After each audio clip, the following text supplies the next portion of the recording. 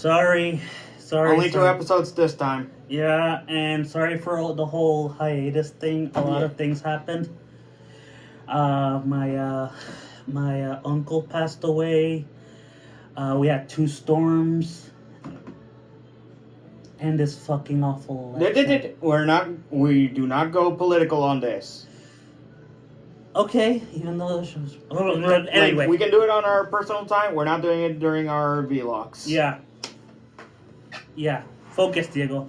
But yeah, like I said, my uncle died and, 2 storms. Yeah, I promise next week we'll do 2 or 3 or 4 more. I don't know, like to make we're gonna go as we can. But we personally chose to only tackle these 2 episodes this time because it felt right. It felt right. Yeah, it felt like a conclusion. For an arc. For an arc, yeah. So, let's get right down to it. Season 2's episodes 7 and 8. A.K.A. 32 to 33. Yeah. A.K.A. the Existential Zero arc. Yeah, following after the events of the last episode. Where Zero gets, jump off the fucking window. Yeah, let's call it what it is. Literally being told by Nunnally to join him. Yeah. And to give up. Yeah. Fuck that. Nunnally was... we already got into it, but it seems way too stupid of Nunnally to trust the guy responsible in the first place. And mostly just the father shit. Exactly.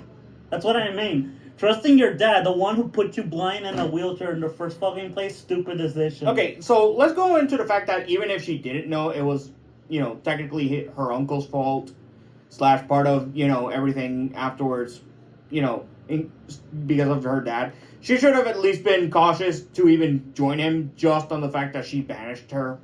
Not just banished her, but blind her, paralyzed her. Not paralyzed her. That was V2. Okay. Spoilers, but who cares? Yeah. I don't like V2 and I don't care for him. Anyway, so yeah, Zero has this existential crisis since his whole reason of, or Lelouch's whole reason of fighting is for Nunnally. And this episode is him dealing with that. Yeah, and in a way he does, thanks to not only some help from Colin, which further proves my point, she is the one true pairing, and that the C2 one is just a bad choice. Weird, and I haven't seen that much, but based on look at the amount of interactions there are with C2 and Lelouch, and you tell me if it actually felt right. Yeah. See? Yeah, okay, that's fair. But yeah, the episode was him dealing with, instead of fighting for Nunnally, he'll fight for a new Japan. For a new world. Yeah. Because in a way, it's still the same wish. He's just doing it now beyond its starting point. Beyond Nunnally. He's doing it for everyone. Yeah. And yeah, the way it resolves itself is beautiful. Just seeing his friends, him telling him that he looking at the school group and seeing, images of the others back when they were still united, even if that did include Suzaku, which it shouldn't have. Mm-hmm. It's still, great. And I think you can fight me on this. These are the 2 best episodes of the show. Oh yeah, I agree so far. I know a lot of people keep bitching at me at Twitter and, some other places about the ending the ending is great, and we'll get to it when we get to it. Oh, we'll get to it. But yeah, can I talk about one-liner stuff about this episode? Sure. Okay, so Lelouch says Zero officially now has a harem. Well, sort of. Okay, it's not an actual harem because really... He doesn't care. But I'm it's obvious. C2, Lady Kaguya, and Colin. I don't agree with that Kaguya one, though. She's too young. Agreed. I'm why? Exactly. It's what? I was Jesus Christ. I will say that for the season 2, episode 8, probably the best Zero episode. Wait. Let me talk about one more thing about episode 7. Go ahead. We get the fan service shot, and I said, ass!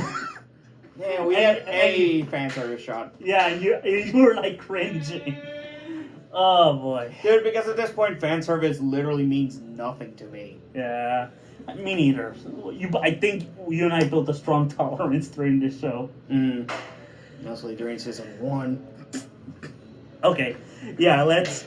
Anyway, episode 8, aka I Am Spartacus episode, or I Am Zero episode. I was like, yeah! Yeah, where basically Zero's plan is to pull Spartacus, get the fuck out of Japan, and just go to China and take over that place. Yep.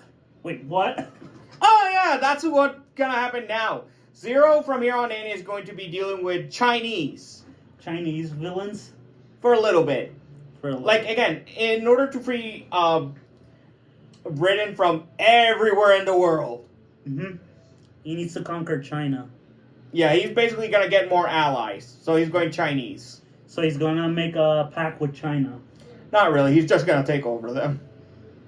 Well, that's... Or rather, take them down. Not going to be even that hard. Okay. Not going to get into that today. Anyway. So yeah, the whole episode is fantastic. Yeah. Like, I really enjoyed, like, immediately the lady's, like, going to shoot. I'm like, lady, did you forget what happened the last time? Even Suzaku was like, dude, are you that stupid? Yeah, like, not only is, Servant Lohmeyer, I think she's called. I call her glasses. I call her bitch.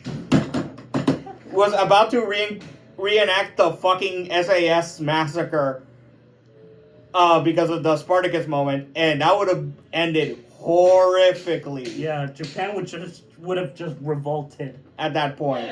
Yeah, Japan would. And maybe some of Britannia too.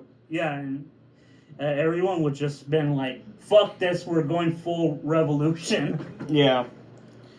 And mind you, you want to know what the best part is? Yeah. No use of Gios. No use of Gios. And almost nothing with C2, so again, I can't complain about her. Yeah. I'm still gonna be complaining about her, but she did nothing during these 2 episodes, so yeah, I can't say anything. Yeah, that whole episode was so epic. I was like, yeah! I yelled out, yeah! Zero, I wish you were here instead there. I mean, I'm glad you're there as well, but come on, save our planet as well. Please move on from this. We want to keep this, Yeah. But yeah, the episode is fucking great. Like, I like the moment, like this is the moment I was like, finally Suzaku did a smart thing which is not to enact the same massacre again. This is probably the only time we're gonna see Suzaku being any smart. Oh, don't worry, we'll get to this season. We'll get to it when we get to it. I'll get my thoughts on the character once we get future episodes. But this is the point where I'm starting to be like, oh, you're a fucking hypocrite. Like, here's the thing about Frieza. He knows he's a monster. And say what you will about Baby. Yes, he says all Saiyans are brutes. And, he's a hypocrite. But, he has a point. Suzaku has no point. He's just a hypocrite. Yeah. You know what the funny part is? Mm-hmm. There's a character that's actually worse than him. Who? Oh, it's from a Kamen Rider show. What? Yeah. There's a character that's arguably worse than him. I didn't know that was possible. I'll show him to you sometime. But yeah, my patience is slowly being tested, but with Suzaku at this point. But here at least he gets to do one redeemable moment. That I'm like, okay, you did the smart thing for once. I wouldn't even call it redeemable. I just call it being a smart person. Exactly. A smart choice. Exactly. Or common sense. Exactly. Which, is going to be my prevalent thought throughout Season 2.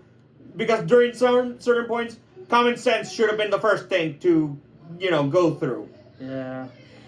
But yeah, anyway, these episodes were great. I give the first one a 9 out of 10, and this one a 10. 10 out of 10. 8 and 9. Mm-hmm. So yeah. Minor hiccups, but you know. So yeah, I'll see you next week for some episodes, depending on how this whole arc. Yeah, and you know, I'm gonna jinx it. How bad is gonna be the next episode?